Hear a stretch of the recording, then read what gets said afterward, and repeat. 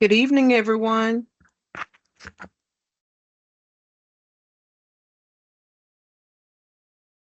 Elaine, can you hear me? Because we met. Hi, Dr. Lovell. Can you hear us now? Okay, very good, very good. Do you have a quorum there? Not yet. Okay, are you gonna go ahead and just, because we don't have any, we're not making any decisions tonight, are we? Yeah. I don't think we had anything on the agenda. No action. Okay, okay, okay, very good. Okay, very good.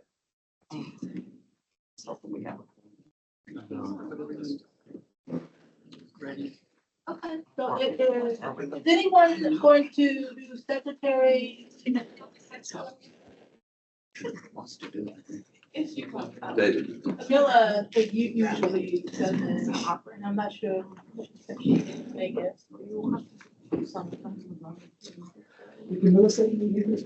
She did say she was coming. I thought she did too. She did say she was coming, I but guess we can go ahead at 6:03. I guess we'll go ahead and get started. Do we have an AI that can get on and record everything? I know it, I know. Transcribe, if my AI. So it's 6:03, and so I guess we will call the meeting to order. 6:03.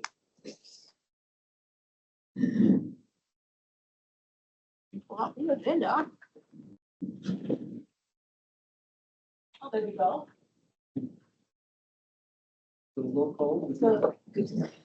So let's do a roll call. Esmeralda, are you able to do that? Or? The roll call? No, I think. Okay, that's fine. I'll do the roll call. Oh, I'm sorry. Yeah, I'll do it. Okay. Thank you. Sure. Sorry. And it's listed right. Hey, sure. It's right there on the screen. Yeah, sure. Let's just go through the screen. Elaine, I'm here. good to see you. Camilla, Not here. she's coming. Hopefully she'll come. Gracie, She couldn't. she was gonna be on remote. I don't see her yet. Wenda is here. Yes. Dr. Lavelle. I'm present, and it's levels, it's not Lavelle's. It's Levels, I'm levels, sorry. levels, I'm so- levels, that's okay. It's real simple. I'm Nothing making it- fancy about I'm it. making it okay? fancy. Yes, Yeah. BN. She's supposed to join remote too, I think. Renato Here. and Anna. Here. Okay. So we have 1, 2, 3, 4, 5 people here, which is not a quorum. Oh, I'm here. David. David Griggs. Your name's right up District there. two. Guys, David, I didn't see you and everything. I even Yeah, I emailed wondered, you. what's the deal? I even emailed you. and everything. Responded. I know that you're there. But I think we David, did. okay. Now do we? I don't know why you're not on the list. What is the quorum requirement? 7. So even if there are vacant, those numbers still count. They still count. Yes, yeah. So we have to have 7. Do I have to get reappointed or something, or is there a reason? No, you were, and I don't know if you just didn't, so it's done through Commissioner's Court, and I did go through Jayla helped me go through the records to find all the people where you had been reappointed and you were reappointed. You were recently reappointed. Yeah. So it's an error on the site. Yeah. Okay. Yeah, it is now, but yes. Okay. Yeah, so everyone on that list, including you, have been reappointed. Yeah. All right.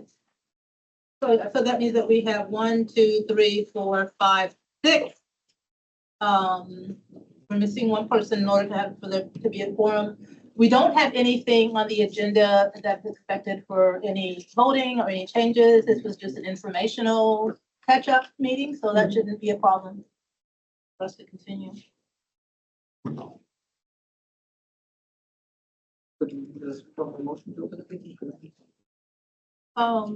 Yeah. So we do, we need, we need a motion to open the meeting.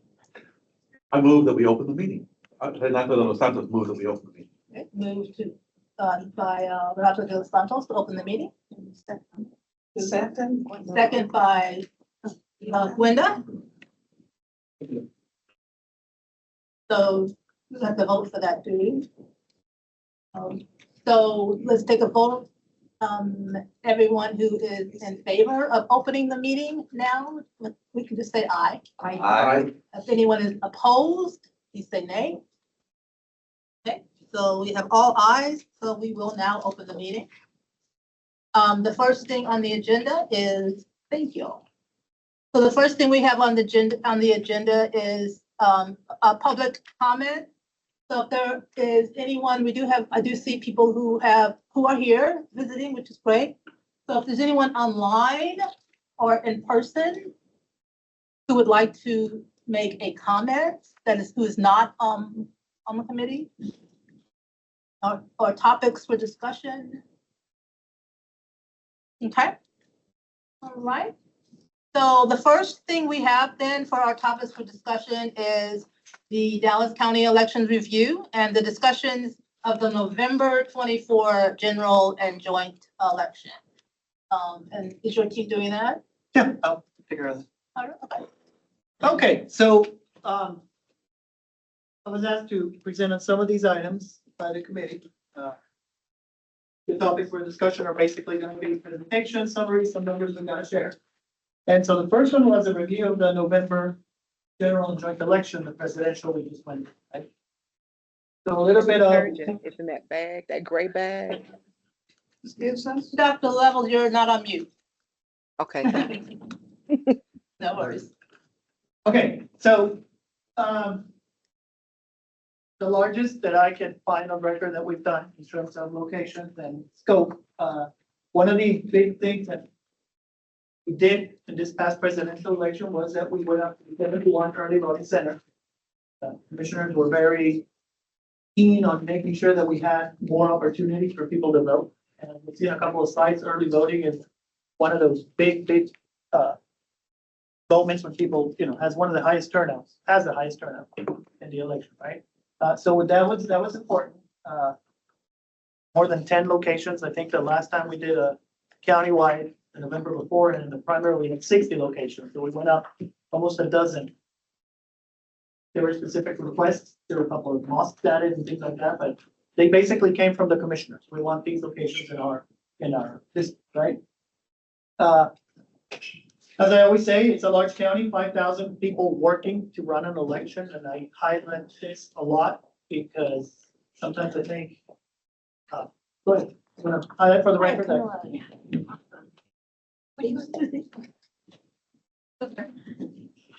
yeah, we'll pause momentarily so we can make sure we mention that in the record. So yeah, so Camilla is now here. So now we do have 7 people in person. So we do have a quorum now. Excellent, thank you. All right. Yay. So I was saying, 5,000, almost 6,000 people in essence.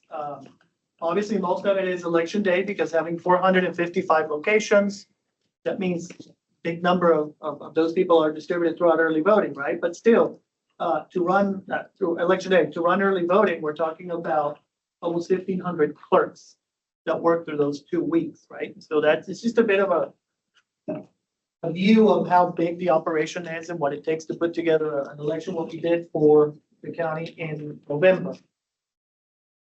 So how did the turnout look compared to previous presidentials?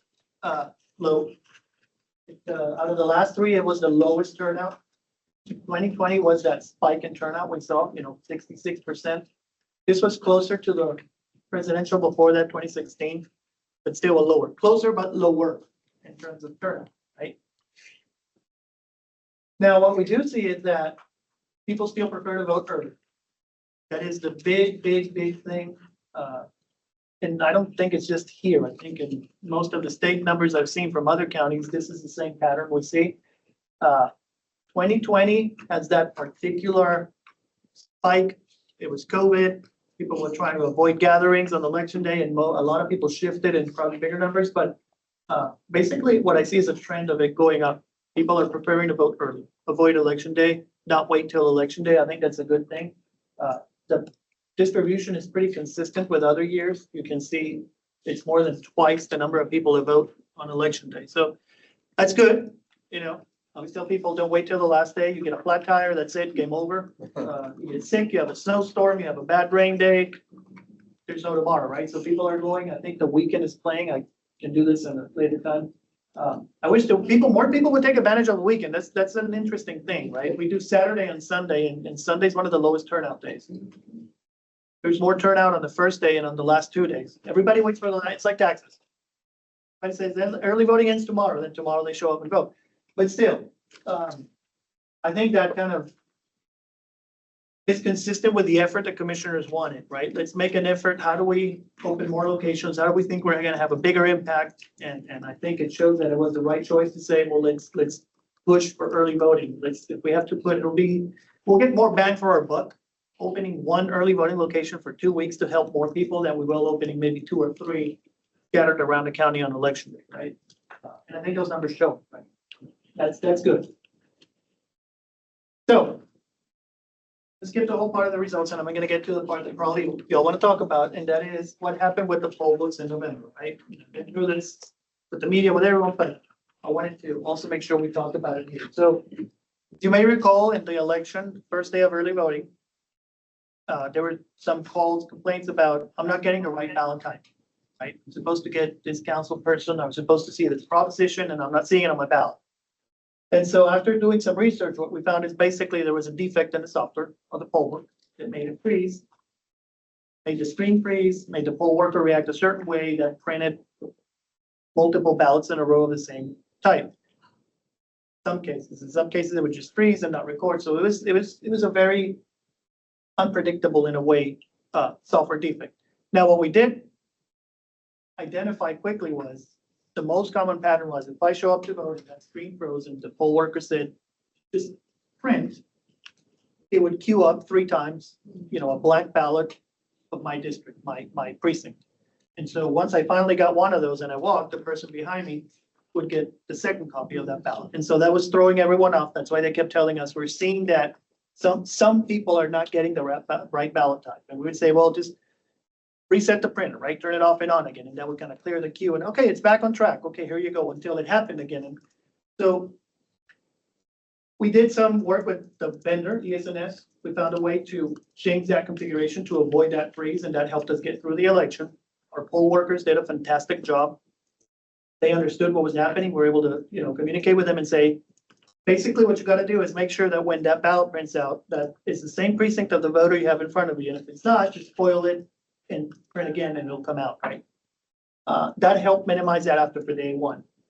The ultimate impact of this, we estimate, is a little under 4,000 people might have gotten the wrong ballot spread out through the county, right? And so that was a big question about whether it affected races or not.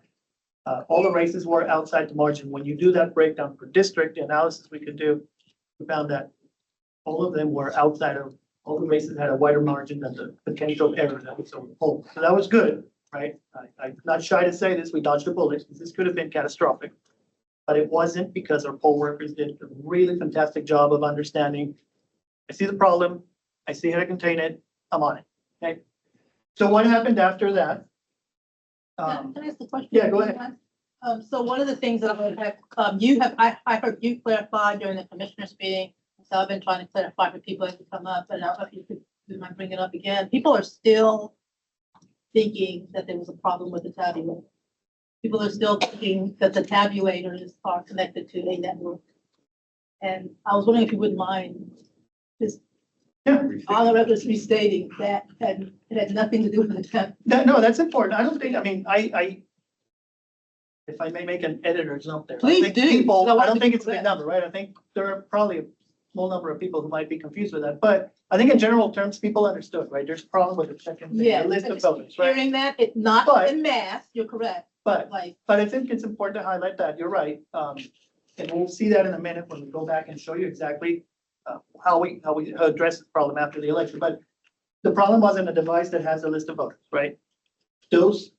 That's the only part of it that's connected to the internet. That's because we have to know if you vote in one early voting location, All the others have to know you can't show up and vote a second or third time, right?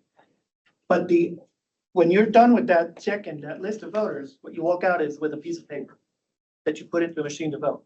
There's no data connection, there's nothing there. The voting system is what we call air gap. And that was important because that keeps things separated, right, and disconnected. So, great question. I see Dr. Levels has her hand up. Yes, thank you, Hyder. Which voting centers were connected to those 4,000 incorrect ballots? Pretty much all of them. It was, again, it wasn't oh, this device failed, right? It was a defect in the software, and that software was running on all the tablets in all the county. Now, it would happen at different frequencies because part of it depends on how the person interacts with the device. So someone like me who doesn't have the patience to press print and wait and see if it prints would probably hit the button 5 times. Someone more reasonable than I would hit print and look at the screen and then see it printing and go like, oh, okay, I didn't need to print it 2 times. So there's a human interaction component to it that made it impossible for us to say it's going to happen every time or every 3 votes or if, you know. So the numbers are different, but I can tell you it's pretty much countywide. Okay, It was thank pretty- you. So, okay, so what happened after that? December 23rd, the Secretary of State decertified poll, right? So between November 5th, post-election, November 5th, 8th, we're interacting with a vendor and saying, hey, what's going to happen now? When are you going to fix this? What's the next step? We're going to fix it. We're going to have to make a correction and submit again and get certified. And what the state did was the state said, no, we're decertifying your poll book, right? So you have to start from scratch again, the whole certification process. So at that point, we had no choice but to move forward with, okay, what are we going to do now, right? We don't have a poll book. The one we have, even if they somehow get the certification back, has to have a change and we have to make sure that it works. And we don't have that guarantee now. So we made a very aggressive move and we said, we're just going to go and get new devices. We're going to scrap the whole thing. We're going to buy new poll books. We're going to take all the devices we own right now, put them in a shelf, and then we'll figure out where we go from there. But we cannot go forward. We cannot move forward with these devices again. And so that leads me to the next part, which was to talk a little bit about those new devices, right? The transition from ES&S to the KnowInk poll book. KnowInk is a company that got the bid eventually. And I wanted to give you guys an idea of the timeline that what happened and in what time frame. As I was saying, December 23rd, the Secretary of State sends us a letter and says, FYI, can't use these poll books. Plain simple. That's a Twitter X version of the letter. FYI, your poll books are unusable right now. They're not certified. And so that's when we say, okay, we got an election in May, 5 months from now, but we don't have poll books. If we have to buy something, this is not even enough time. At least that's what we said on December 23rd. On January 6th, the state says, look, we've got some money. We can put up a grant to help you buy new devices, right? So there's an intent here. And we saw this also as a statement of, you better start planning on something because this is not going to happen anytime soon, right? So the next day, even though it was the next day, we had made this decision a few days earlier. Kind of when we saw the poll book decertified on the 23rd, we came back on the first quarter of the year and we seek permission to go out and do an RFP. 9 days later, we released that RFP. And I cannot express how difficult it is to put together this document in 9 days. So I want you to go through this because this was a huge lift that this team did here in Dallas County elections. Okay, and it's not me. I'm talking about my team. December 23rd, your poll books are no good. Merry Christmas. We have nothing to give them, and it's like, we didn't get that cash out there. Yeah, I don't disagree with you. by And so any like, we need to have something. But there also has to be a system by which Would be muted. And held somewhere. Yeah. Someone's Somebody responsible. needs to be People are muted. Responsible for it. Because that's been the challenge in the past. It all falls on the president. This shit. But Corey has a garage. I mean, I live on the strip and I I'm, mean, like, my, Can you mute them on? there? I know. it's literally, It's it's all like stone that as wall. well. It's all stone wall stuff. And Jess is like, Go go look look at at my. my. I got it. There you go. David Fisher. All right, David, sorry. Okay, so what I was saying is, again, Sácalo, sácalo. so December 23rd, your poll books are no good. January 6th, here's some money if you want to take it. So we say January 7th, let's go for it, right? We start writing a document, which we put out on the street 9 days later. Here are the specs, here's what we need. Vendors show up with what you have, let's see what you got. And so that's on January 16th. Less than 30 days later, we're awarding this. So, and that was like 3.5 weeks. We posted the bid. We got the documents back. We did all the scoring. We invited the vendors. We did evaluations. We did contract negotiations. Like, I can't highlight how grateful I am, like, to legal and purchasing also. To sit down with a vendor today and say, we need a contract done in 48 hours or this is not gonna work. And to push through 2 lawyers agreeing on something, anything in 2 days, that's tremendous, right? How many bids did you receive in that period? We got 2 bids, one from KnowInk, one from Votek, the company that does our voter reg system. So anyway, we did that award on February 11th. Thank God we did make that move. Because on February 19, the SOS sends a letter to ES&S and says, because you were decertified, you are going to have to go through an extra round of testing that's not part of your plan. So even if they had been planning to be certified on February 19, the scope of the certification changed. It was expensive. There was no way they were going to be done in May. Actually, they're not.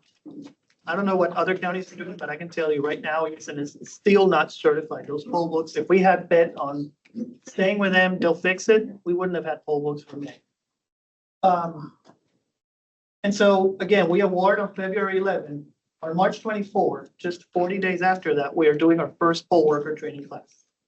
So the team here took the product, got trained on it, learned to use it, set it up, developed the training materials, prepared the training classes, and got everything ready in 40 days so that we could be training early voting poll workers on March 24.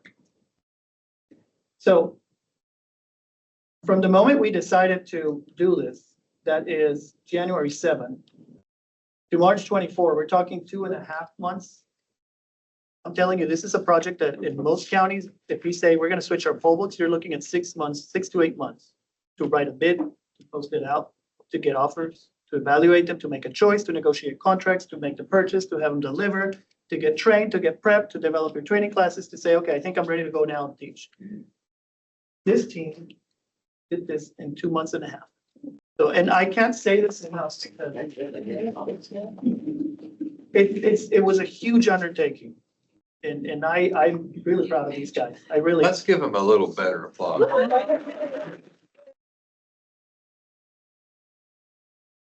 I'm saying that because it's not one area, right? It's like, oh, we got devices. The technology team did this, right? The training team had to figure out how to train these people. The communications team had to help us put together the message for the public. The fiscal team had to figure out how to get the money managed to make sure we didn't miss anything. You know, legal team happened, that contract negotiation, everything has to fall exactly into place so that we don't cross a T, right? Because drop the ball in the bid's thrown out, you got no poll book, right? Voter reg has to figure out all the process for the data to move in and out of the poll books, like voting sites, right? The planning, it's everyone, right? So. Right. Yes, sir. You referenced the grant from the state. Did that come through? And how much of that cost overall did it cover? So the state put out a grant and they said, look, we'll give you 80% of what you need to replace the devices you used in November, right? So our inventory is 4,500 devices, but we used 3,152 in November. So that's the part the state's going to say you can replace those with a grant, right? The difference is going to come out of county money. For those 3,152, they said, we'll pay 80%. You got to come up with 20% of the money to match the grant. But you are allowed to use this other grant that if you've been saving the money. So We actually did that. We used what's called the Chapter 19, the Voter Registration Fund Grant, to match the other. So in essence, we bought the 3,152 with state money, and we're looking to buy the rest out of our pocket. So anyway, to go back to that, April 21st was our first day of early voting. Scary, but we survived. So we, right? So that's what we did, and I really wanted to make sure that that is, you know, highlighted, because again, it wasn't a small decision. It was super risky. We could have been here saying it was a disaster, but it would have been a disaster anyway, right? Because our choice without switching out poll books was plain and simply, there was no choice. That was a problem, right? Like, all right, go back to precinct voting and hand counting. Not hand counting, precinct voting and paper poll books. Great, but what do we do about early voting? Like, we just saw the slide. In Dallas County, we need at least 50. Right, if you want to lowball it, 50 early voting locations. You can't do that with paper poll books when you have 1.4 million voters. There's no way to bring back tubs of paper and reconcile them every night and redistribute them. Like, it was not manageable. So there was no choice except, look, or use uncertified poll books, which would have been a legal problem, right? So in essence, this came down to, and we had a big conversation here with the team, like, we'd rather have a problem that we're in control of, that we can try to solve, than sit here and wait that somebody solves it for us. So this is the road we took, and that's so. They're back there. I wanted to show them to you. I don't know. Can you switch the camera now? Back there? Okay. So if you guys want to walk over, I'll show you quickly what it is, what it does, how it works. It's not very different than the previous ones, right? It's the same concept. So.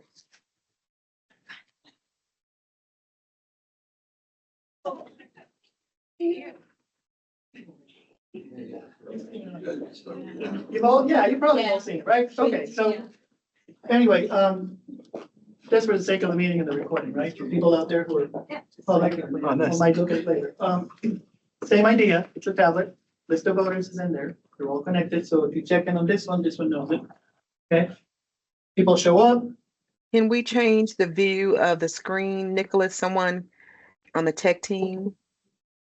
Can we minimize the presentation and maximize the poll book demonstration? I'm sure, basically.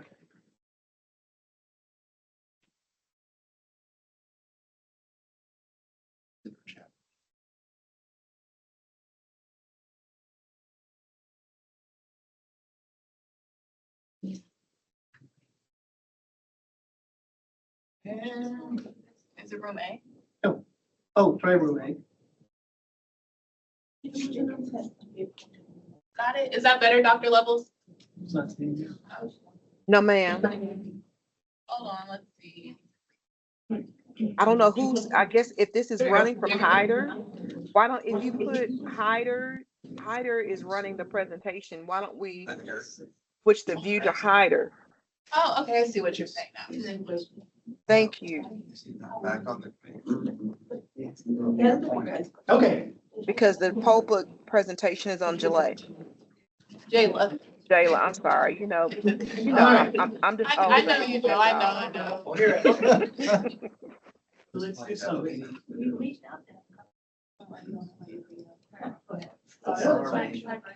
Okay. Spotlight. So- Very good, very good. There you go. Maybe on this side. There you go. Okay, so as I was saying, the voter shows up, right? The device is a tablet. A little bit more for the camera. First, the voter would show the ID. The ID can be scanned with a camera, or I'm just going to do a search for a random voter. Right? Voter.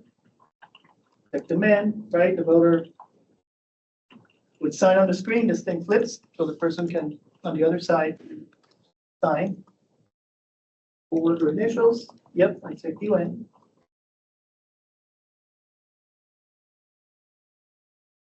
So as I was saying earlier, the outcome of this part is just a paper ballot, right? So the paper ballot says, whoever's holding this ballot, this has to be a ballot for precinct 100401, right? There's a disconnect here at this point.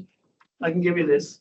The voting machine won't know who's holding it, right? And that's part of the voter secrecy, voter anonymity. There's nothing here that's going to identify the person voting. The rest of the solution is the same. The voter just walks up to the voting machine, puts it in, and does their choices on the ballot. So that's in a nutshell what it is. We replaced one for the other. Now, and I'll leave that there. I think we can go back to the front. It'll be better for the camera and the meeting. So what things were important for us when we made that choice? Let me try to return back to the front.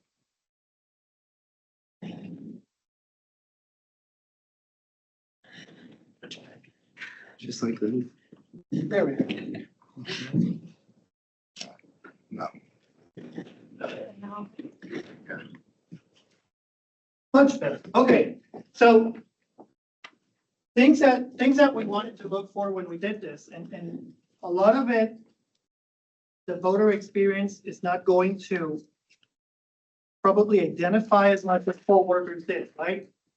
We wanted to make it obviously easier or as best as we could to find voters. So scanning the license, that kind of thing was easy, but the screen itself, much better distributed, the signing experience, the way that the device itself flips for voters to sign on.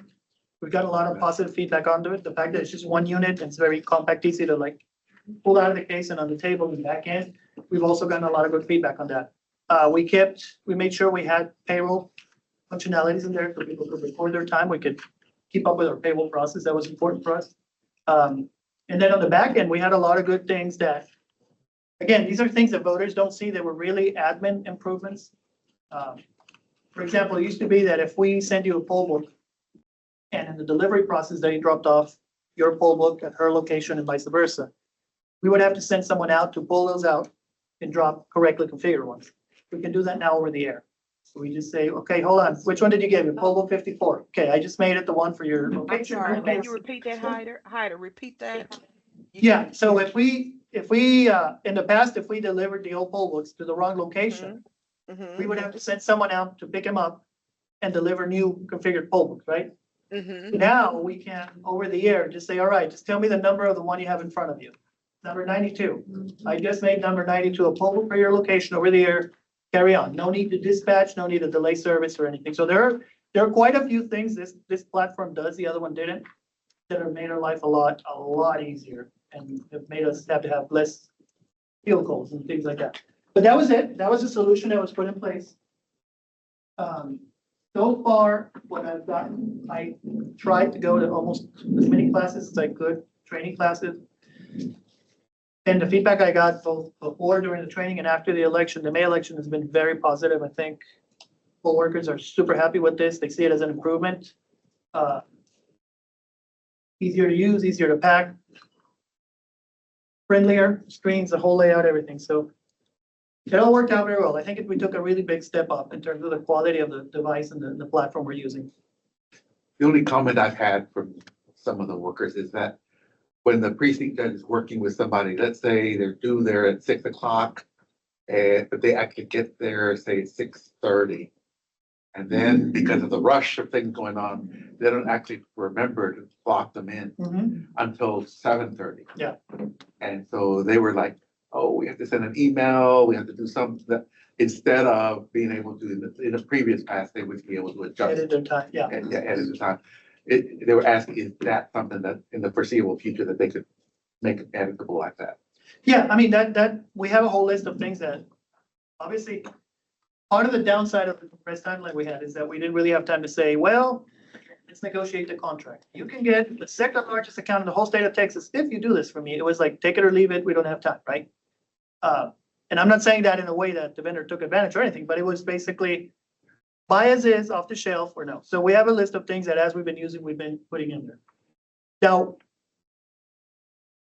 also, one of the things that this device had, the other one didn't, is they can chat with us real time live, and they would tell us. We would see every day, you know, if you can open like a chat from the device to our office, and our staff would be seeing, go like, hey, I got here at 6:30 this morning, not 7:30. Can you change my time? We would change it and fix it for them. But so it has a lot of tools that really helped us, but that's on our list of things to. I had a strange case today, and it had nothing to do with case question, but one of my poll workers, scanned this person's license, and it was a totally different person. It wasn't her name, her address, none of that. And I had it last year during the presidential election, only one case out of those thousands that we voted, but this one person today came trying to vote. And I mean, it was so strange because we scanned it and then somebody else. Then when we manually did it, it was a totally different group of Yeah. people, her license. So here's how most of these work. When you scan the license, the first thing it's gonna do is pick up the number from that barcode and say, let me see if I have a one, because your driver's license number is unique. Right, so you're registered and your license is there, it should just pop up your record. Right. If it doesn't match, because we don't have your license number on the record, you didn't put it on the registration form, right? You gave us the social instead of the license. Or we typed it in wrong, the registration. Or the barcode is damaged to the point where it can't read that part. It says, well, but I can still try to search by name, last name, date of birth, and see what potential matches I get. And if you look at that screen, when it's not a match, it usually shows that list, not the direct name already, but the list. That means this was a search by potential match, not a direct hit, right? So it can happen, right? Johnny's license doesn't match, and Bob Jones, there's like 5,000 Bob Jones, and it'll give me 5,000 Bob Jones, because that's the closest it can get. But it's gonna depend on if the license number is in the record or not. That was so strange. Her name was Tiffany and it kept picking up Tanya and a totally different address. I mean, I've never had that. I'd have to particular see that question. one, see if they have the same date of birth or last name or something, and then it was trying to It was make the a exact same birth. birthday. That's what it is. There you go. Yeah. It's trying to come up with But the similar whole potential name matches. is wrong. Yeah. Okay. Or not. There we go. Okay, so we did the transition. How'd it go in May? Not just about poll books, but in general, the whole thing. Well, 19 cities, 12 ISDs, 1 utility, 1 flood control district. That's a grand total of what is that? 31, 33, thank you. 35. 35, there you go, 35 entities. I can't even add. No, That's what it's people, too that's what bad. machines should count. Not me. 35 entities. It's a lot, which means a lot of different ballot types, but ultimately it ended up being almost a countywide election. When you put all of them together, right? What we had was pretty big. 61 early voting centers, 422 locations, right? Now, the number of people that we use is a lot less. And that's because basically when you do the projections of how many people vote usually in May, you send out a lot less equipment. And that means you also need a lot less people, right? And again, just the number of vote centers is also smaller. But they are elections that sadly, historically have had a very low turnout. I don't know why. I will say this a million times. I think these are probably more important than federal elections. These are the ones that impact your day-to-day life, but That's right. the ones that less people show up to vote for. I know that probably all of you, yes, ma'am. All right, just want to call out one thing that I really appreciate that the elections department did is, it looks like the inspectors, you still kept a relatively high inspector count and the phone bank operators for the election that we had. So I know a lot of that was probably based on the November election, just wanting to make sure that everything was covered, but really appreciate you making sure that we had that covered. And that came from our field team. John, he was like, look, I know we could have less, but having less, we're always kind of tight and we get calls about, hey, you're taking too long. So let's try. And so we're trying to find that ratio of, they'll give us that SLA revenue, which means that probably by November, this number is going to be substantially higher because now we're back to the, high turnout model, if you will. And I want to kudos too, actually, to them because they have positive attitudes too when you call them. And I know they're tired, but I've not had one ugly caller. I mean, not Appreciate that. one. Yeah, we're trying to, there are a couple of things we're gonna try probably this November. One of them is trying to make their drive times more efficient, right? And we'll be reaching out to commissioners' offices and things like that because we want to try to say, look, if you need a spare machine, right? They leave here in the morning at 5:30 and they have 4 or 5 spare express votes and 2 poll booths. By 10 a.m., if they used everything up, they have to come all the way down here, restock and go out again. And so one of the things we've been talking about is having kind of storage hubs, right? And like in county offices, right? So instead of driving down here, there's got to be a place up there in District 1, 2, 3, 4, closer than here, that is a safe building, county building with a lock key room where we can leave, we're gonna leave 20 machines here and our techs are gonna, in this area, are gonna come here, restock and move. Instead of wasting an hour coming back down here and back up again, it'll be a 20-minute round trip to them. So that kind of thing is what we're looking at to figure out, I don't think the solution is just to have more people, right? There's got to be also a better way to make them more efficient.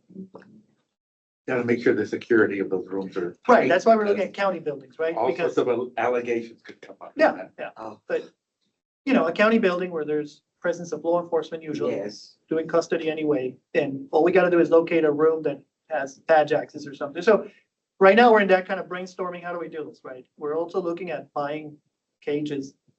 So all I need is a room, and I'll put a cage in there with a lock that I have. So even if you have access to the room, you don't have access to the equipment. So that's kind of where we're spinning our minds towards. Well, as part of your brainstorming, if you can't, do it with actual county buildings, are those regional site trailers, staffed all day? Could you just put a No. few extras in there and just guard it maybe, or? No, they're not there all day. Those teams leave here around 4 sometimes, But the trailer's there, right? depending on the location. But yeah, good point, right? We have that set up there. Yeah. So anyway, that's one of the things we're looking at, right? How to work. We're also looking at regional site. There's a balance we try to achieve between you're taking too long to post, you're posting too little too early. And we don't control that in the sense that I can't post results until the poll worker gets here. Because there's no over the internet anything, right? They literally, they have to walk down here, all poll workers. Here's my thumb drive, and then we can plug it in and say, so, and then some of them don't even come down here, they go to our regional site.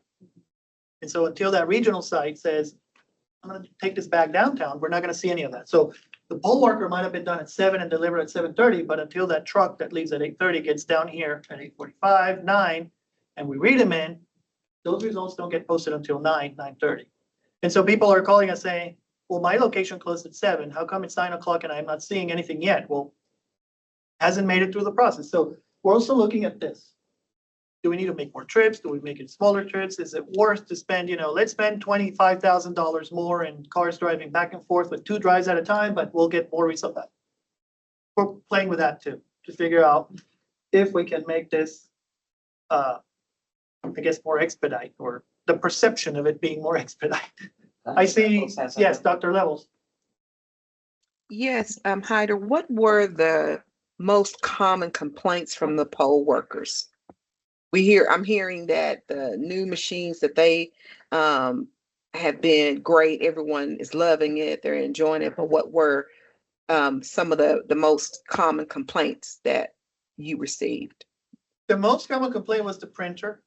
The vendor's looking into this to see if there's one of 2 possibilities, right? So we see a lot of, I checked someone in and I had to cancel them because the ballot didn't come out. I did a sample of the logs and I see sometimes the paper wasn't placed in. And so, in fact, I just did it. I don't know if you noticed that red pop-up came up because I had to put the paper in when I said print. There's a button that says try again. But what I see in the logs is sometimes they're pressing cancel, proceed anyway, and they don't print the ballot. And so sometimes it's the printer was not communicating, right? So we're doing that sort of analysis with all the logs we have from May. But that's, I think, the main complaint is the printer, So every $50, what about let's say, like I couldn't print it right. Yes. what about staffing? How do we have any centers that had vacancies? How are we on the staffing?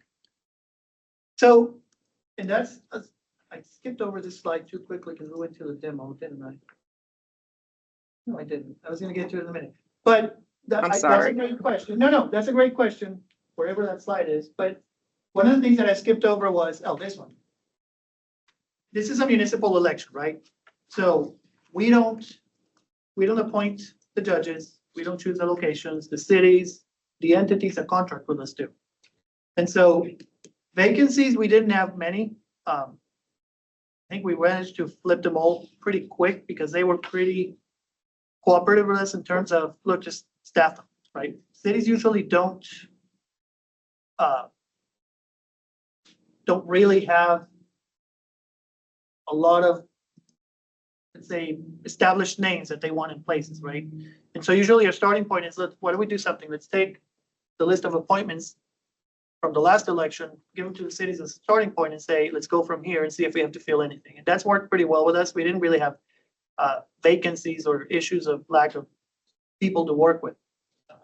That I didn't have really any complaints about. Did we have sufficient bilingual clerks and those special clerks like that? So Were there any specific issues there? I have comments about it, and that's one thing that Nick and I have talked about. We're probably gonna take the summer over to confirm the what's the term I'm looking for here? The level of the speaker, the bilingual speaker, right? Because I've had a couple of people tell me like, my bilingual didn't know how to speak Spanish at all. Which, for me, it's kind of like double embarrassing, right? Because I should, but I don't talk to them. So Nick and I have been talking about that, probably putting together let's do a round of interview all the bilinguals again and kind of score them off and see where we really are. Because I've had not many, but a few people, and I know that, a bilingual that is needed and can't speak is not only a problem for the voter, but also then why are we paying you as a bilingual? So that's a good point. That's one that's on our list of to do this summer. That it? No, Dr. Levels. I have one more question, and I'm Yeah. trying to get my questions in because I have to jump off right at 7. So my last 2 questions, what about ADA and disability accessibility issues? Do we have any of those reported? No. I mean, I think last November we had one location, one school that had one of those. The entrance to the ramp happened to be in front of a parking space, and there was one of those, those cement bumps that mark the end of the parking space where people hit their tires on. Kind of blocking the ramp a little bit, but I think we worked that out with it was a school or a library, and it was addressed back then. That's the only one I can recall. And what about the payroll? Payroll was completed efficiently?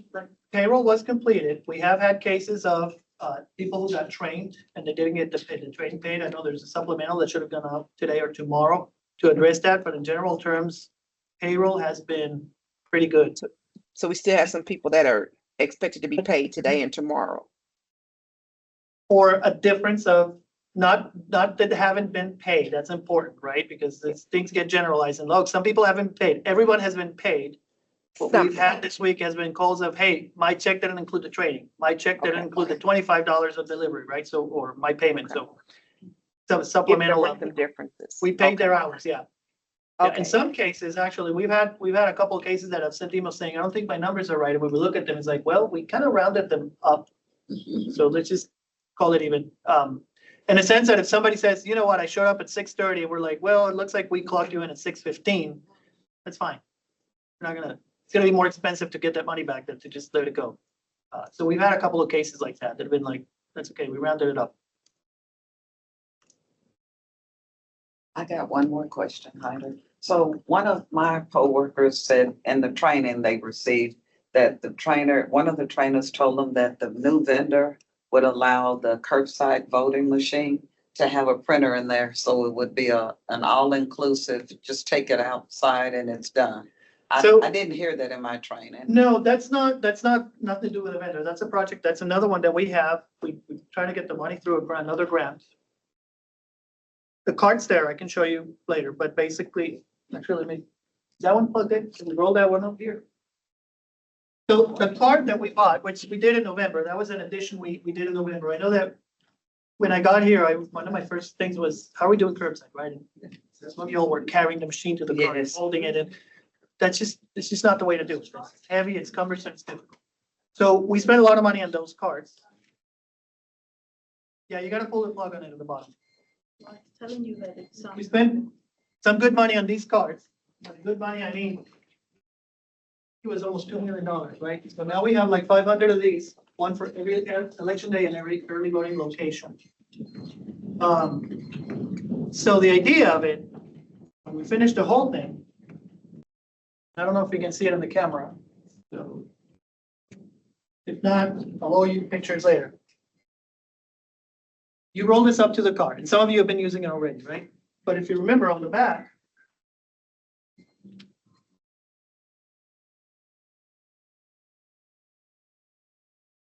that's fine, that's fine. It's okay. Sure. Yeah. Okay. There's a drawer down here. And so what I want to do is buy a little battery pack. Put it in the bottom of it and run the wires internally. And so now you can have your poll book in that space, hooked up.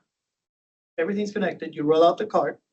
So you can check them in because you have a poll book there. It's charged. The printer's on. You give them the ballot, they vote.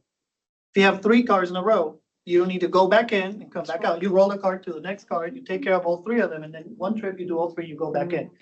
And then the other part, what Jayla was doing was this. That plug back there, down there at the bottom, that feeds the entire card. So you don't even have to roll it back in and say, let me plug in the poll book, let me plug in that. Plug the extension cord back in and you're done. Everything's charging. Next time you need to go out, you pull the plug, you roll it out, come back in. So that's where we're going. We just need that final piece. Okay. It's that power pack. I actually brought the one from my wife's fish tank at home. I have it in my own. Because I want to test, right? The more capacity it has, the more expensive it is. And I don't want to buy something that's going to last 1,500 hours when we're only going to vote for 12. Right. Occasionally when you do a curbside. So the more we can shrink it to find the right size, the cheaper it'll be for the county to say, look, we just need 300 watts and that'll be good enough for the day to do 50 curbsides. Nobody does 50, but 50, fine, on your own. You roll out, you come back in. And then all of that thing can be locked. So depending on your location, right? If you have one of these where the curbside, you have to go up and down a ramp and come back in and sometimes to roll it in and out. We could see if we could give you like a little change. Just leave it chained outside. Everything's lockable. And you just walk out, unchain it, take care of, leave it chained up. Wishful thinking, right? But you never know. Yeah, that's where we're going with that thing. You got to give it a name, by the way.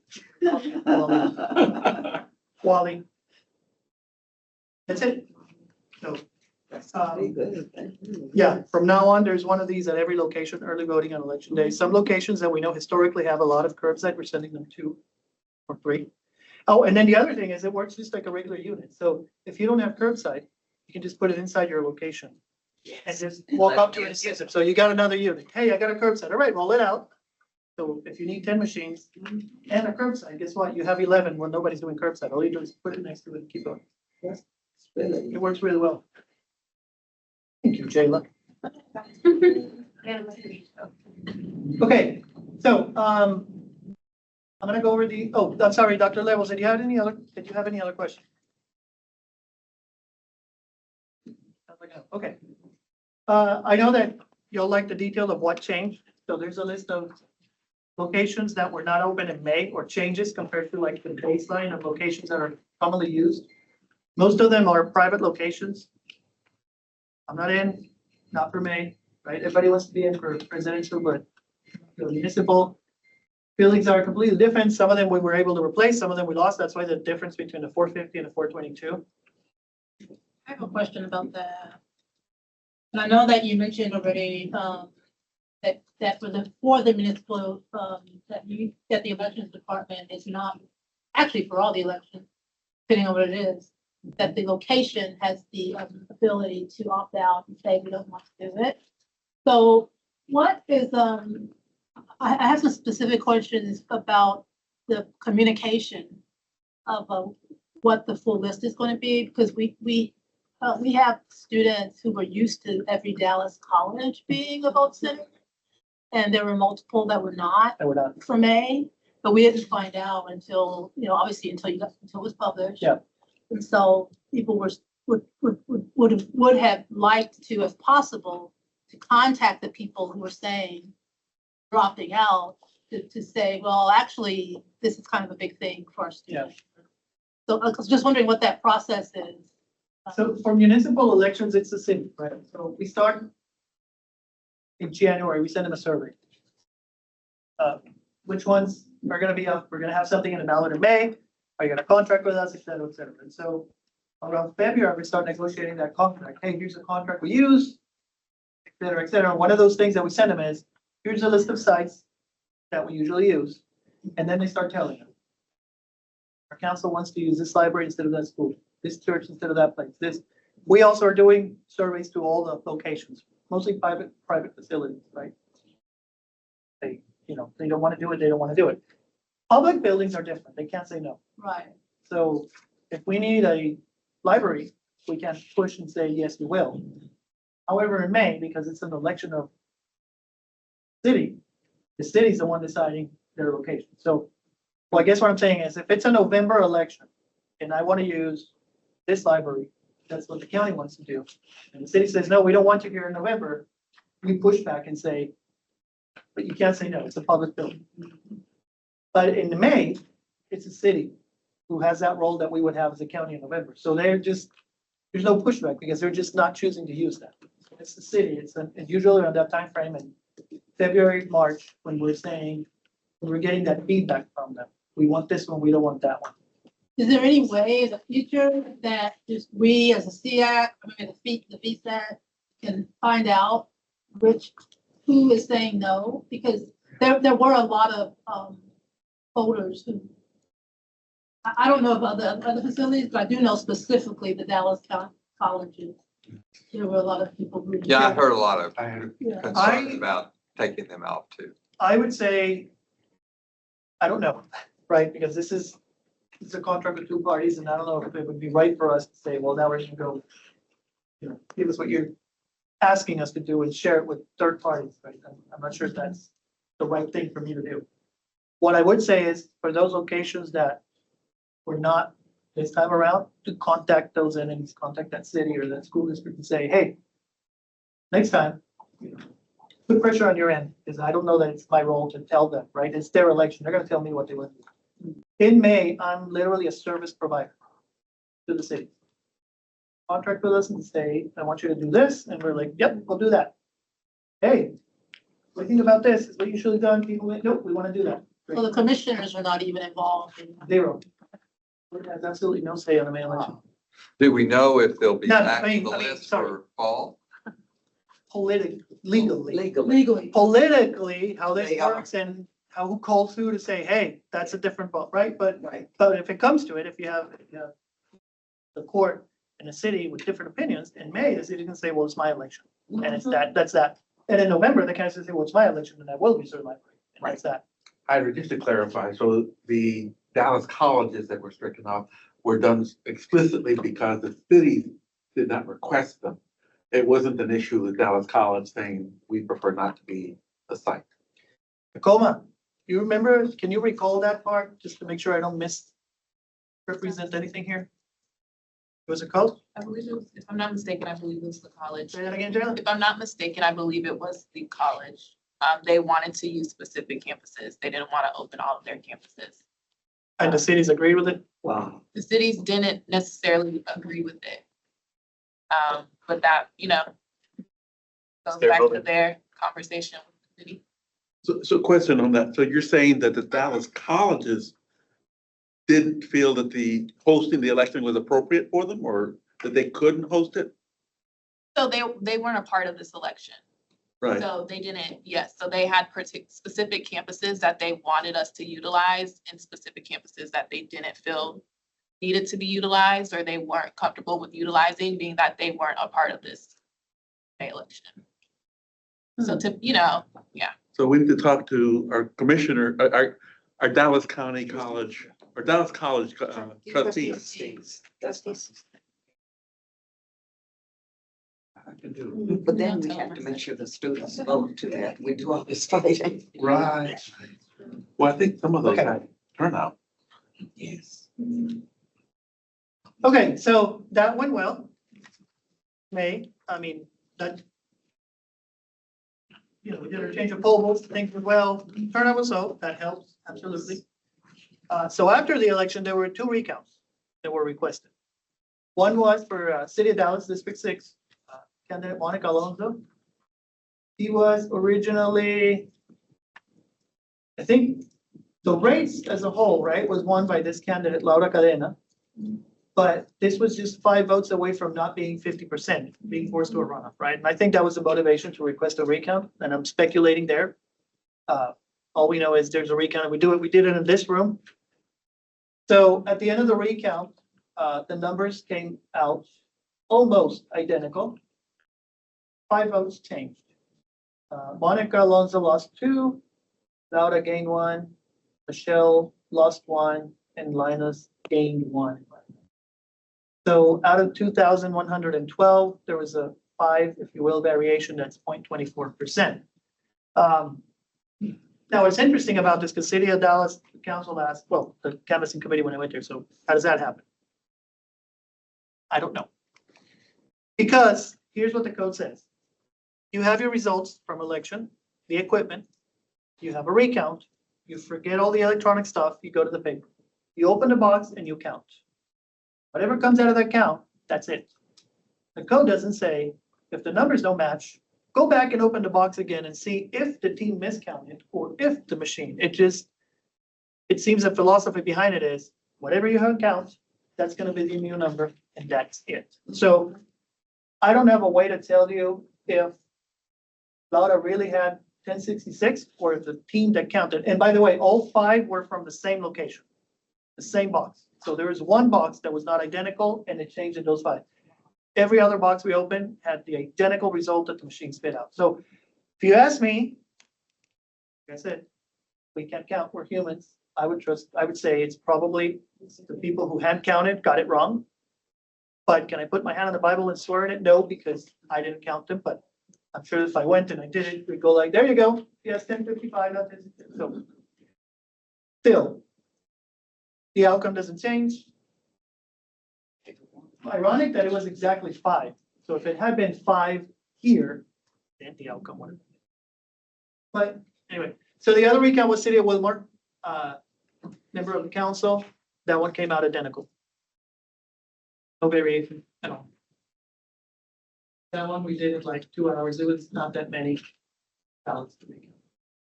So, great 9 little test run with a new poll booth, balance their numbers, balance everything, check, have 2 recounts. Pretty solid. So we are in a joint runoff right now, as you know, a lot of you are working. These are the entities and races that are being voted on as we speak. Election day is Saturday, June 7th, so we'll be doing that between now and then. That's my part. I know that you wanted to talk a little bit about voter education and outreach. So Nick, do you want to do this part? Yeah, I can. There you go. Let's do it. So I'm gonna turn it over to Nick. You all know Nick. Our communications manager. Hey, on. Let me know if you need. The request was voter education outreach, right? So I highlighted a couple. Yeah, someone, This one's. I think it may have been you, someone had a specific request to talk about voter education and outreach to high school. So I just put up a few things I wanted to highlight. We do quite a bit. We go to a lot of schools. Jayla goes to a lot of schools. We do a lot of voter registration through Esmeralda. So I just want to highlight a few that we're proud of. Oh, and there's a new face that probably some of you haven't met. Yeah. Hey, everybody. We have a new team member. Laura Varela has left our office. She went over to DART and she's working with the DART media team. And our replacement alt language coordinator in Spanish is here today. She joined us, Carla Martinez. She joined us 2 weeks ago. No, like almost 3, yeah. Oh, a month ago. It's election month. It counts. I know, but I'm gonna run off. And so, yeah, we're excited. We're back to full strength and we're excited to do some cool stuff this year. And Carla's been brainstorming how we're gonna reach out to different communities and we're pretty excited. Lucky to have her. The high school poll worker program, we don't talk about this enough, and this is a huge success for Dallas County, especially for our elections department. This is really big and we don't ever really highlight it that much. So we're gonna try to highlight it more. We're gonna try to bring in more applications for it. This was, I'm not sure, Esmeralda, you could probably tell us. Matt was the high school dedicated coordinator for our poll worker program. Yes, when he He's been working on it for how many years now? Like since 2018? He's built a great program. So as you can see, we had 2,044 applications. These are going to be kids who are going to work full-time on Tuesday. They come in, they sign up, they go get their teacher's signature or their principal's, because you have to take the day off of school. They get their parents, they submit the application to us, and they are pretty much pushing this like over the age of 18, full-time poll worker would. They submit it, we get in contact with them, they get a schedule for training, they get trained, they come down, usually in their groups, their pods of friends from different schools will all come in. And we have a lot of schools from across the county. We're gonna try to figure out what schools are underrepresented. We're gonna go directly to them and try to get them to apply. So we had 500 placements. So when you have 50 locations, you have 500 placements.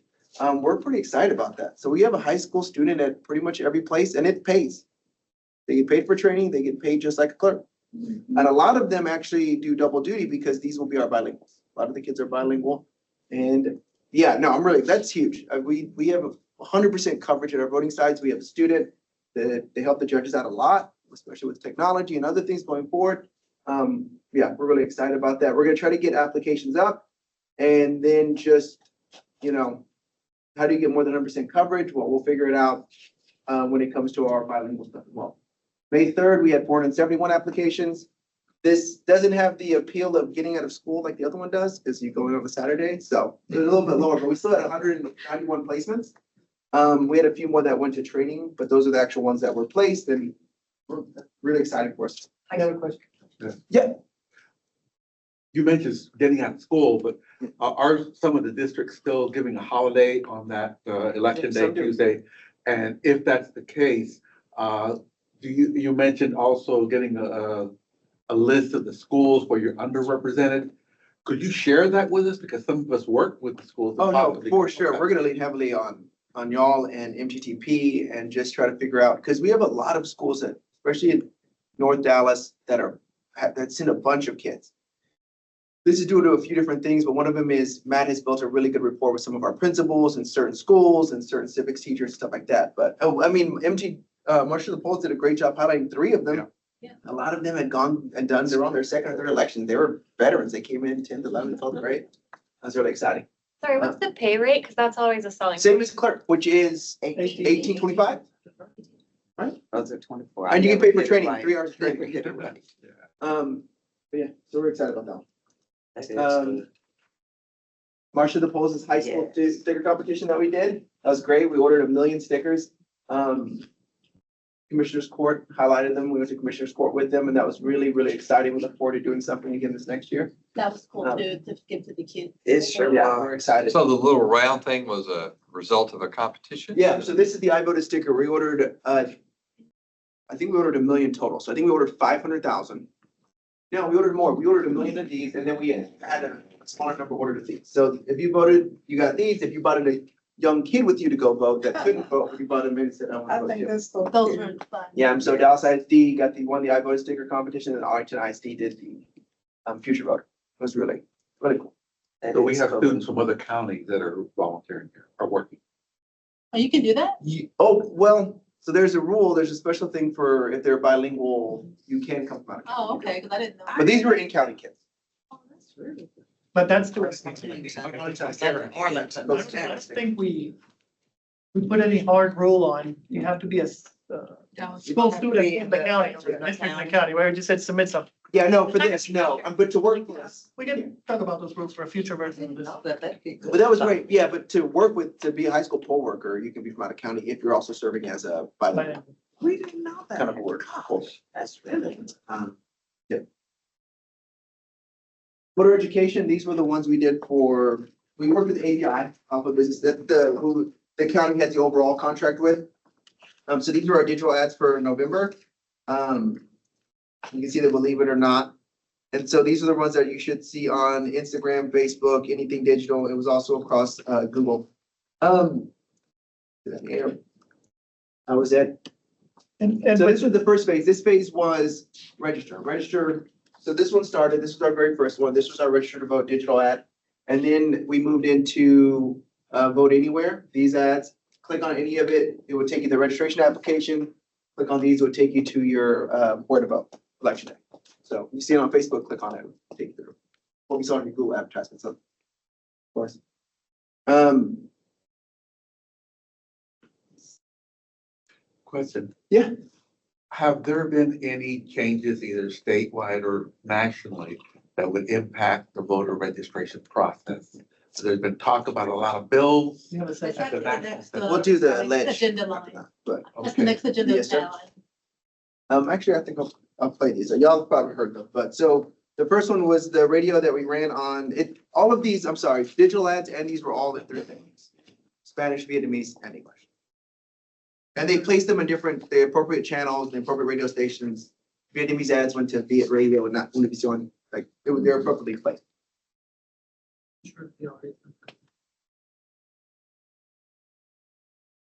First through November.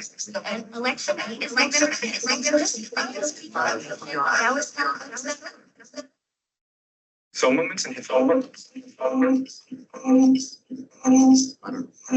I'm sorry, Kayla, can you mute?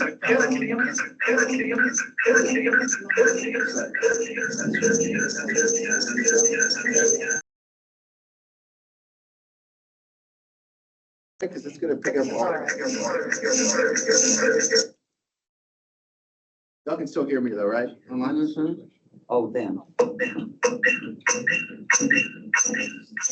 like our first thing to have radio. Yeah, we're gonna have to spot? skip that because we're gonna. Is this a new, having radio spots? No, yeah, well, it's newer for the last couple of years. We really didn't do a lot of radio. I think we did when we went to 2019 vote centers. We did a few, but so the 30-second one was this is your moment. It was kind of go vote. This is for November. We did it. We ran those registration spot first. And I'll share this with y'all so y'all can click on and watch it. And then we had the 30-minute video ad.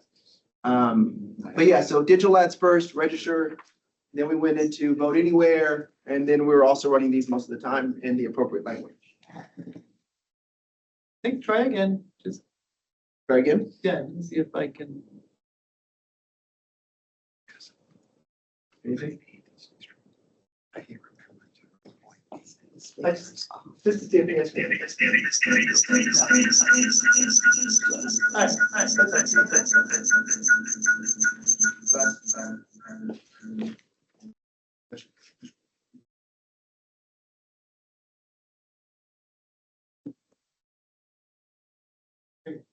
Sorry. Well, yeah, and we'll send you, I really, sorry to interrupt you, Nick, but I really want you guys to look at this because there was a lot of work put into what's the main message of the campaign. So if you look back on the first page, it was those ads were meant to try to connect with people in the sense that your vote matters, right? And so that's one side.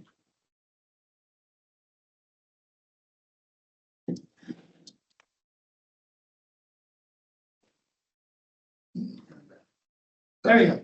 So if you go back on that slide, believe it or not, the presidential election in 2000 was decided by 537 votes.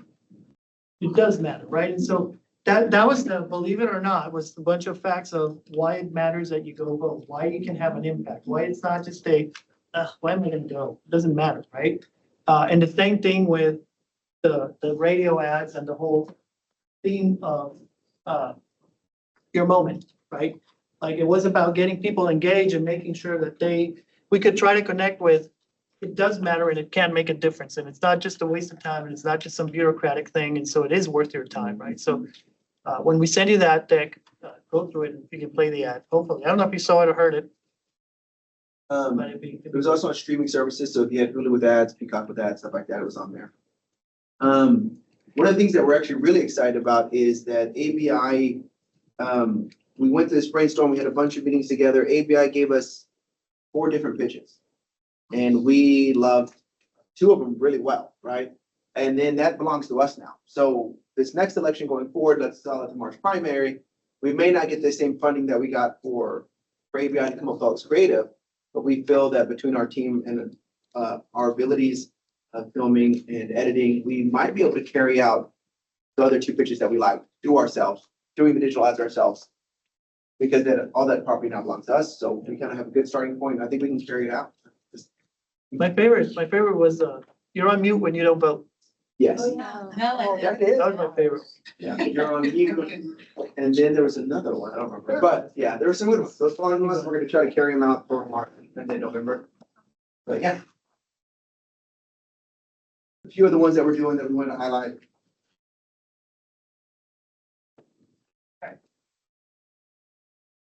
I guess it's clicking to each. Yeah, but the sound they can't, Yeah. right? So that was the idea. It's mostly, this is your moment. This is important. You've got to take it. Stuff like that. Okay. Thank you. I also have a report that I'll send y'all about click-through rate, how many people click on what channels did the best, what radio stuff did the best. That was part of our contract with API, and it's actually really interesting. So I'll send it to you. Thanks. All right, and then the last item you had on the agenda you wanted to talk about was this. I don't have a slide for this. There were like 700 and something bills filed on the first day, and they were all elections related. It was insane, right? So, I think the big one that everybody's probably keeping their eye on is the citizenship verification, proof of citizenship to vote, right? Right. So the bill as it was originally filed, or as it was presented, I guess, in committee at some point, was like everyone, not just new registrants, but everyone who's on the voter rolls has to be verified. And it had this whole layout of, we'll bump data against DPS, and if we can check and your license, has already been issued and blah, blah, blah, blah, blah, then you'll be cleared, and that should leave a small number, but those people are gonna have to literally deliver a copy of a passport or a birth certificate, something to this office so that we can say, yeah, clear.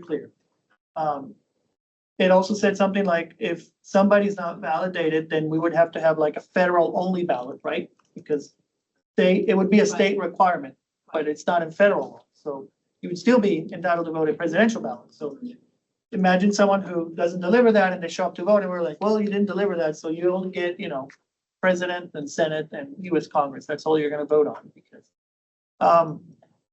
to my knowledge, as of yesterday, was the last time I think I even heard about it. It hadn't cleared I think it cleared the House, but it hadn't been voted on the floor committee. So I don't know that the bill's gonna make it. At this point, we probably should know, but I don't know. There's too much going on for me to go in. And if it's gonna happen, it's gonna happen anyway, and I'll find out about it next week. So, but I don't think the odds of it making it are high. That said, they're still in there right now, right? There's a bill that right now, the other one that I've been keeping an eye on it, or that spiked my interest. 2753 maybe is the number by Senator Hall. That's the HB. Can't remember the Senate number. It's 27 something. That basically changes the timeline of the election. So instead of having 2 weeks of early voting, the weekend and election day, it starts early voting later and there's no gap, right? So it runs right through election day. So we would start instead of Monday, 2 weeks, stop on Friday, Saturday, Sunday, Monday, election day on Tuesday. It would start like on a Thursday, run through the weekend, the following weekend, election day, done. There's a back and forth with that bill. There was an amendment proposed to make it a pilot. Have the Secretary of State study the impact of that bill through 27 and then potentially make that change permanent in 27. But from what I heard today, and again, there's a lot going on. It's just people texting each other like, hey, the amendment was rejected in conference. So the bill's up in the air right now. It may not make it. But that could be a big game changer because what's going to happen is at 7 o'clock on election night, you're not going to know anything.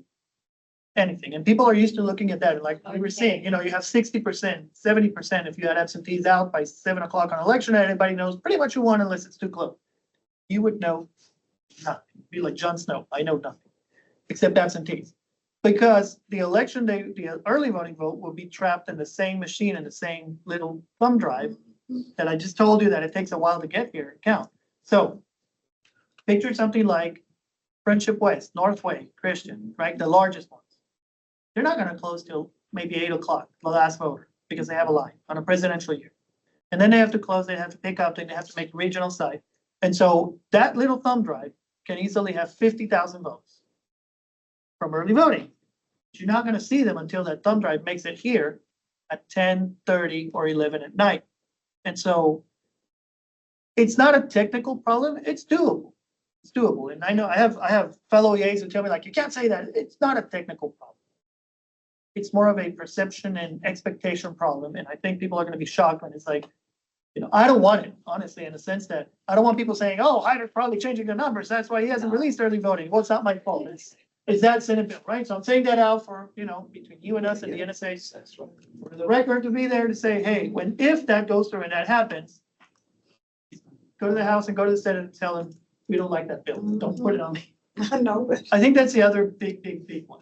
Speculation wise, though, if you said earlier that people tend to wait till the last minute, the last opportunity, if it is open for all that weekend before, and that being the last weekend of the early voting, would it be possible that we could drive up a little bit of the dismal voter turnout that we have? It could be, right? I mean, and like I said, the bill doesn't make me cringe out of fear of, oh my God, it's gonna be a problem. Might actually be simple, right? Because what part of the language says, if you open a place for early voting, you have to use it for election day. So I don't even have to go out at the end of early voting and collect anything, right? I throw out 70 locations. The day before, we throw out the other 400, then we sit back and we collect everything on election night and we're done. It might actually make things simpler. And it's easier to say like voting starts and ends. And ends, no more this Not day, this that time day, and then that. nothing, right? Easy peasy. Are Would the it also reduce costs because you have the space for less time? Potentially, yeah. And the not having to bring back the equipment. And not having to do the transport and the back and forth and twice the number. I mean, there are some good things about that model. I mean, Senator Hull and I have had a lot of conversations over the years about it. And I've always told him the same thing. I don't think this is a technical problem. This is going to be a perception and expectation problem. So I don't know. They were in conference a couple hours ago. I don't know where it is, but that's the other one that I'm like, let's see what comes out with this one. Does that bill speak to the hours that the polls are open? Not I don't think so. certain 8 to just, 5 or just the 7 to days. 7. I don't recall it. I think it's just the days. And will that be up to the counties to decide, or? I think all that language stays the same, yeah. And this one just says, changes all the part that says early voting and and it moves it. It literally squeezes it over and done.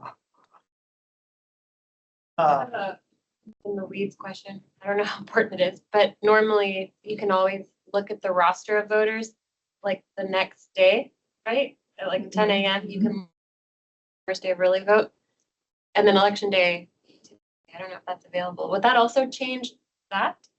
I don't think so because, again, it's just moving everything this way, right? But you still have to post the next day by 11, the roster of the day before. Okay. So I don't see it changing that. I mean, it is not, I don't think, again, it's not a complicated problem. It's just Yeah. I think, my opinion. Yeah. Unless they come up with something that says, now your scanner has to print 2 days. This is everything before today and this is today. Now we have a problem. Because the systems we have right now don't have that. So they would have changed and certified it. So now we're going to a different discussion. But if it's just put that thing there, let people put ballots in it for 15 days and then just print a date, that's doable. Completely doable. Okay. There are a couple of other bills. Well, there was one I liked that was giving election officials address confidentiality. I think it made it out of committee, but I don't know if it made it before. Sorry, can you repeat that again? Giving what? Poll workers and election officials address confidentiality. So right now, I know everybody knows this. You go and get the voter rolls, you can see everybody's address. But we have to, we cannot disclose like judges, peace officers. There's certain, categories of people that we don't disclose those addresses. This bill would include us and poll workers.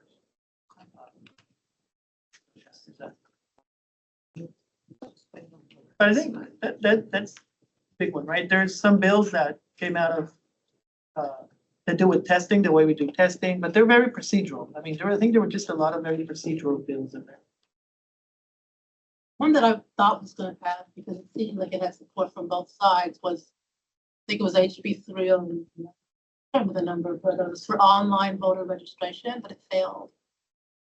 Made it out of committee, but not. Yeah, it did not pass. I was I think sad it's like about the that. third session in a row. Yeah. Yeah, I think they keep. It was planning a to few see states for future. They won't allow it. It's by design. It's quite Of design. course, it's by design, yeah, but It it's just, I is. thought that it had hope Oh. because it saves money, Voter suppression. it's more efficient. That's what it is. The big one, I think it was 927, 921. Right, never mind. I want to hear what that one is. That's the Oh, orange Robin. one. But no, like 2 years ago, they passed a bill that, so theoretically, the law says you have to have a voting location in every precinct. But you could also combine precincts, so you would have less. And then if you're vote centers, you can have 50% of the number of locations you would need. So they changed the law 2 years ago to say, if you're vote centers, you cannot combine precincts before you establish locations.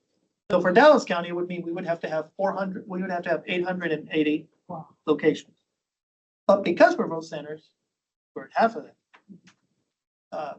That's been a thing because the politics around it are interesting. But anyway, they came back this year and said, yeah, we kind of have to undo that. And so they did that. So we now have possibility again to combine precincts and shrink our number of locations if we want to, which we couldn't do for the past 2 years. That's why we were having 400 locations in May and 400 locations in a primary. It's because of that bill. They just undid that. So. Yeah. That'll be good for us. So initially, there was a bill proposed that would stop the ability of certain counties to do countywide vote center. That's like the online voter registration. They file it every year and then. But it didn't go anywhere. Yeah. Have kept- No, I mean, there are groups that clearly believe that vote centers are a problem, but I think they're not a majority, right? I think even in, I mean, I was EA in Tarrant County, so Red County. And they're still doing vote centers. I've been gone 2 years and they're still doing it, right? So the general feeling is people who use vote centers, they like them, even Republican counties. Right? So I think it's the third or fourth session. The bill goes up. We want to get rid of vote centers. The bill dies. Yep. Pretty much it. I think the big concern was that one, the citizenship verification. There's a ton of bills of things that are now fines and offenses, misdemeanors that were bumped up to felonies and things like that, but people ask me, isn't that terrible? I'm like, well, we don't break the law, so I kind of. But, FYI. That's a different conversation. If that bill That hurts does- everybody. I know, but when they say, an EA that breaks the law will be guilty of a felony instead of a misdemeanor. I mean, anyway, that's totally I know. different. You got to But there are law some out there. reform. There's some out there that are. That's a bad thing. If that legislation does pass, Which one? I would hope with the verification. I would hope that we would meet fairly quickly so that we could talk about how we're gonna talk to the rest of the county and our people we represent. So that we Explain can it. prepare our people for making sure that they're able to vote. I would hope that we would have more frequent meetings especially if that happens. Madam Chair? That's all I had, which was a lot.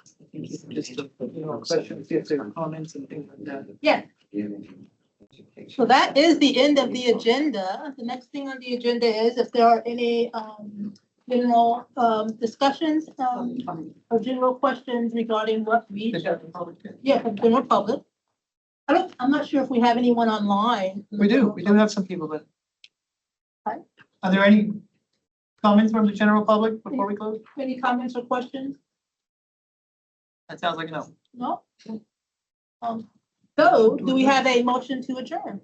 But before I do, I just have a question. Do we have a thought as to when we might have a second meeting? Yeah, so that will be up to, I'll send you guys out an email to see when we want to meet again. We did not meet in Q1 because of a lot of different scheduling challenges and things that were happening. So I will send an email out to everyone to see. Yes. Eric is no longer, he's turned out, I just learned. Yes, we actually all turned out at the beginning of this year. And our commissioners reappointed. I think we talked to my commissioner because he didn't realize it either. I did reach out to, and that's a good question. I actually, Jayla and I were working on that at the beginning of the year. So everyone in here was reappointed because it's a 2-year appointment. So, everyone here is reappointed to 2027. So actually, I had a meeting with, Eric. We've been trying to reach out to, Judge Jenkins. Because he has 2 appointments that are pending. But as you can see, there are 3 vacancies. Oh, they're all. They're not all his. They're, They are. oh, they are all his. Oh, well, there's one in District 1. Okay. And the reason they're vacant is because, reappointments were not done. Am So, I still a secretary? you know, that's a good what you question went too, because we didn't, since we had to reappoint, maybe we have to revote for That's what that. that's what I'm, and then are you, because if, I'm still vice chair, but we haven't, none of those things were. I think Eric has served 6 years and I think that means he cannot serve anymore. Oh, is that what happened? Okay. I think that's what happened. I think. I have to That's look, why I'm wondering about secretary and chair, vice chair. so I will look that up, but also if anybody on the committee knows, you know, where that is, I'll look up the bylaws to see what that status, because I met with Eric and he was gonna meet with Judge Jenkins to find out. About that. And that might be the case for the other 2 people too. If that is the case, I know that for some other reappointments, people on the SEAC reached out to the appropriate commissioner and said this person would be really great. So if we know people, because Judge Jenkins appointments are joint, which means it can be someone from any district.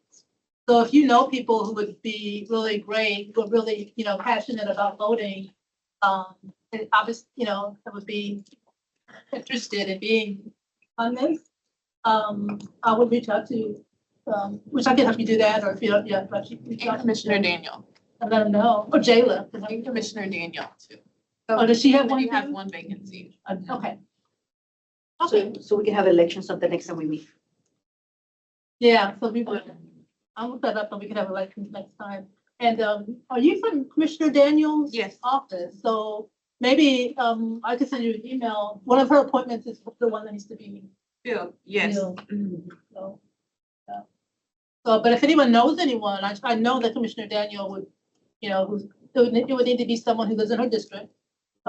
Yeah, District 1. If anyone knows anyone who's in that district and who would be really interested and want to be involved in that, then reach out to her. Or reach out to our administrative assistant who is here today. Thank you for coming. But I think that is it. So if anybody wants to make a motion to. Move to adjourn. I second. Right, so we're not a second then, and so we will take a vote. If you would, if everyone would like to adjourn, please say aye. Aye. Anyone who opposes, nay. Stay tonight. And we are adjourning at 7:34 p.m. Great meeting.